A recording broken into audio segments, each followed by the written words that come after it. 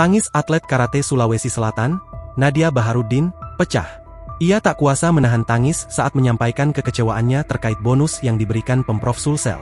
Atlet karate, Nur Rizka Fauziah nampak juga menyeka air matanya usai penyerahan bonus dari Pemprov Sulsel.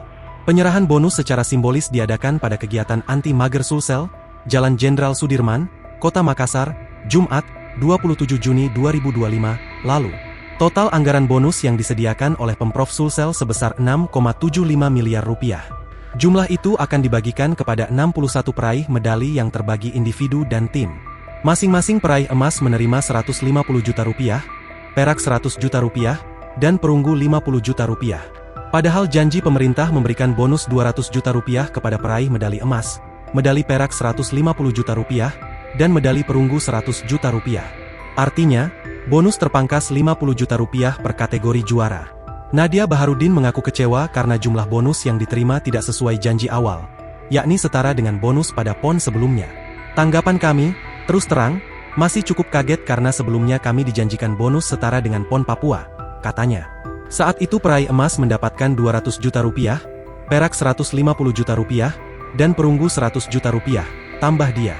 Namun, kata Nadia, yang diumumkan oleh Kadispora Sulsel, bonus hanya diberikan dari total anggaran 6,7 miliar rupiah. Jumlah itu, jauh dari yang dijanjikan saat rapat dengar pendapat di DPRD Sulsel yang disebut akan diperjuangkan melalui perubahan anggaran.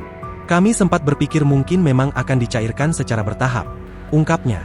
Tapi saat datang ke sini, tiba-tiba disampaikan bahwa itu sudah final.